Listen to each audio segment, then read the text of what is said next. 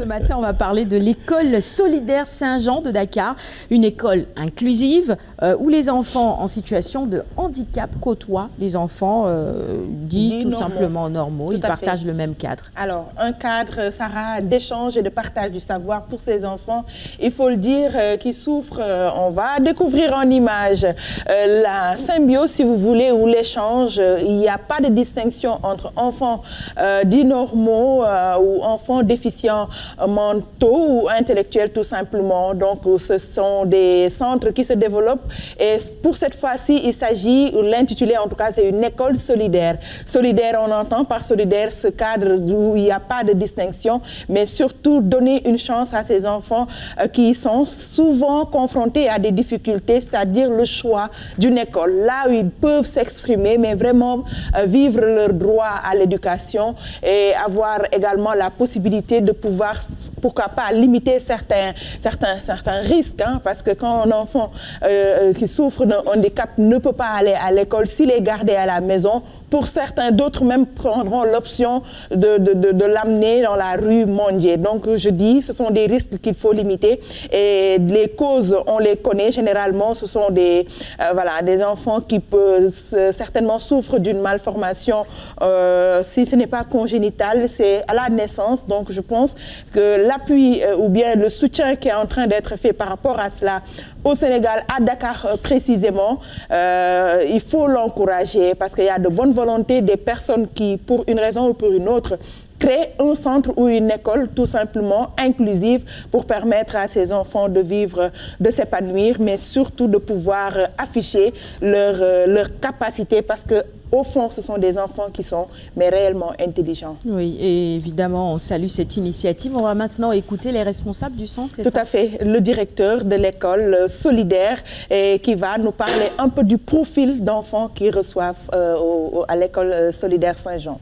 Nous avons des enfants qui ont des difficultés d'articulation, des enfants qui ont des restrictions ou des pertes de capacité de mouvement. Ça leur donne donc des aptitudes à apprendre comme les autres. Nous avons aussi quelques enfants trisomiques qui nécessitent justement un accompagnement rapproché pour d'abord les canaliser, ensuite les aider à acquérir un peu les aptitudes cognitives. Alors, il s'agit d'une histoire d'un parcours. Ça fait 25 ans que j'ai acquis un peu d'expérience en milieu scolaire et j'ai fait une formation d'expert en économie solidaire. Et avec des amis d'Aix-en-Provence et quelques amis de Dakar, nous avons estimé que le constat désespérant qui se présente vis-à-vis des enfants handicapés où nos sociétés cachent les enfants dans les maisons ou bien on les envoie mendier dans les villes, dans les rues de Dakar, il fallait trouver une alternative pour ces enfants où on peut leur donner aussi des chances de réussir dans une dimension d'éducation avec les autres, changer leur regard et changer le regard des autres enfants. Sur un sujet qu'on aborde assez souvent, le transport de ces enfants qui souffrent de handicap. Tout à fait. C'est essentiel, il faut trouver une solution. Alors au niveau de cette école, comment est-ce qu'ils se débrouillent?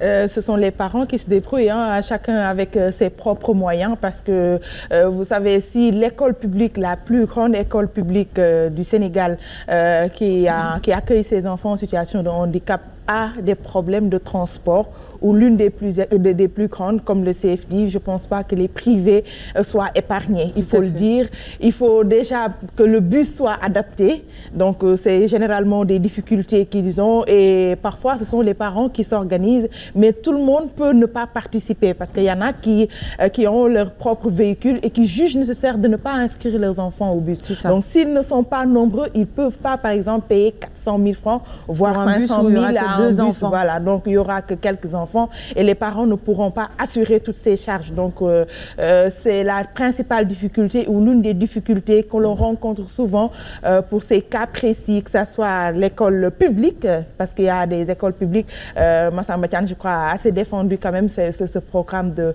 l'éducation inclusive. Mais quand vous dépassez, par exemple, quand vous passez devant ces écoles, vous voyez que ce sont les parents qui sont là bien avant même la descente, l'heure de la descente, parce qu'il faut accompagner, sortir l'enfant. Ce n'est pas évident. Il faut tout un arsenal pour un peu accompagner. Mais il y a des pas qui sont en train d'être faits, il faut le dire, et il y a des efforts qui commencent à porter leurs fruits. Donc, du côté du privé comme du côté du public, le problème du transport reste là et il faut le gérer. Mais en attendant, peut-être il y a un autre volet également qu'il faudra voir, la formation, la question de la formation. On l'a abordé hier.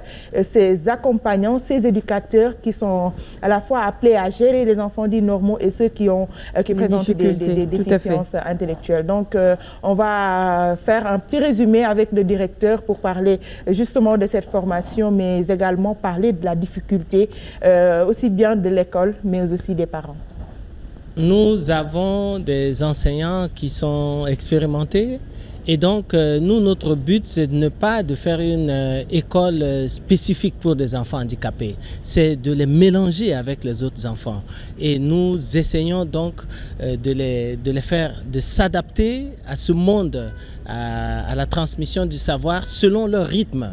Et donc, nous bénéficions effectivement d'un encadrement assez rapproché. Les parents, en fait, ils ont constaté une évolution et pour eux, c'est comme du miracle qu'on fait sur les enfants et ils souhaiteraient, beaucoup de parents ont des difficultés surtout au niveau du transport des enfants. Ils ont des difficultés pour mettre les enfants dans les transports en commun et ils nous ont demandé s'il n'y avait pas possibilité de trouver un car de transport adapté pour ces enfants. Travailler de concert avec les parents. Dès qu'on sent qu'il y a une situation qui semble difficile, on appelle les parents et ensemble, on voit quelles sont les méthodes. Mais jusqu'à présent, on rend grâce au bon Dieu, tout se passe bien. Salue encore une fois cette initiative. Il faut évidemment que les privés puissent accompagner l'État pour donner une seconde chance, comme tu l'as dit tout à l'heure, Jeanne, à ces enfants. Et parfois, les parents sont face à un désarroi total. Où emmener ces enfants? Et quand il y a des écoles comme ça, on ne peut que présenter cela en exemple. Donc,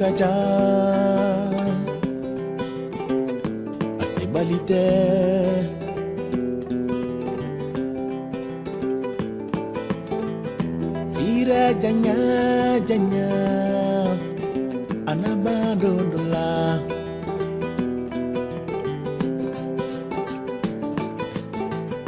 ulumi filoye ne masama lena sama londo